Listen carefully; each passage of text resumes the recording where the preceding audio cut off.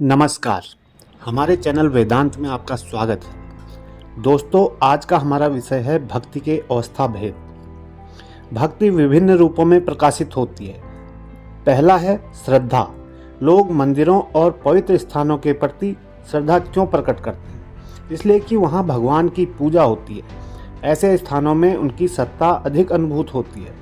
प्रत्येक देश में लोग धर्म के आचार्यों के प्रति श्रद्धा क्यों प्रकट करते हैं? इसलिए कि ऐसा करना नितांत स्वाभाविक है, क्योंकि ये सब आचार्य उन्हीं भगवान की महिमा का उपदेश देते हैं। इस श्रद्धा का मूल है प्रेम।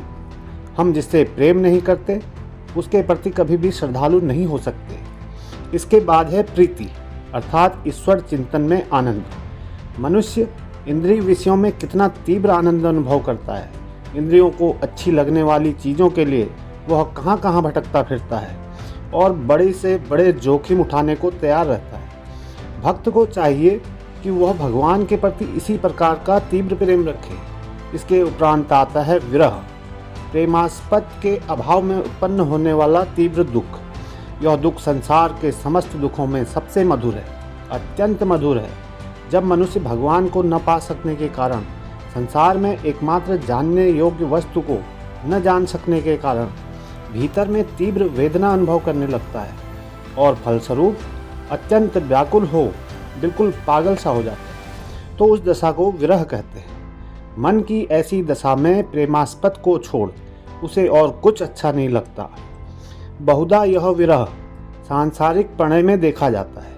जब स्त्री और पुरुष में यथार्थ और प्रगाढ़ प्रेम होता है तो उन्हें ऐसे किसी भी व्यक्ति की उपस्थिति अच्छी नहीं लगती जो उनके मन का नहीं होता।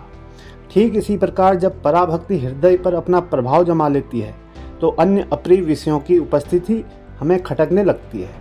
यहाँ तक कि प्रेमास्पद भगवान के अतिरिक्त अन्य किसी विषय पर बातचीत तक करना हमारे लिए अरुचिकर हो जाता है। उन पर ध्यान करो और अन्य सब बातें त्याग दो।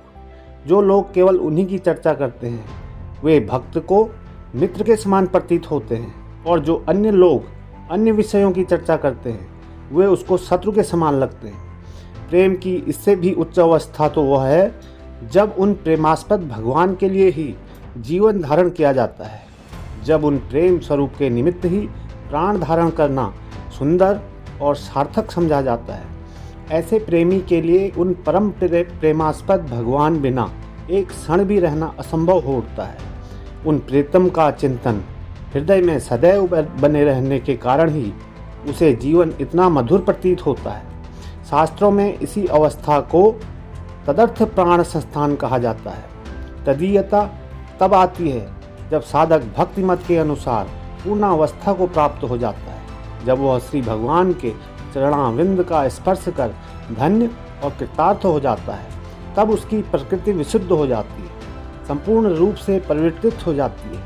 तब उसके जीवन की सारी साथ पूरी हो जाती है। फिर भी इस प्रकार के बहुत से भक्त बस उसकी उपासना के निमित्त ही जीवन धारण किए रहते हैं।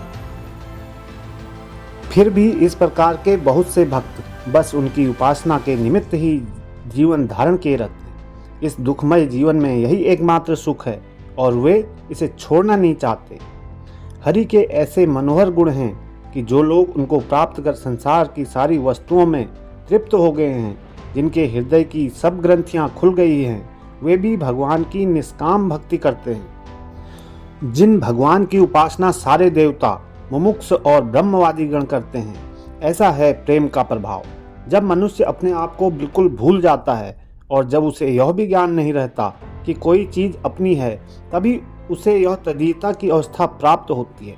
तब सब कुछ उसके लिए पवित्र हो जाता है, क्योंकि वह सब उसके प्रेमास्पद का ही तो है। सांसारिक प्रेम में भी प्रेमी अपनी प्रेमिका की प्रत्येक वस्तु को बड़ी प्रिय और पवित्र मानता है। अपनी प्रणयिनी के कपड़े के एक छोटे से टुकड़े को भी वह प्यार करता है। इसी प्रकार जो मनुष्य भगवान से प्रेम करता है उसके लिए सारा संसार प्रिय हो जाता है, क्योंकि यह संसार आखिर उन्हीं का तो है। दोस्तों, आज के लिए इतना ही। मिलते हैं एक नए विषय के साथ। धन्यवाद।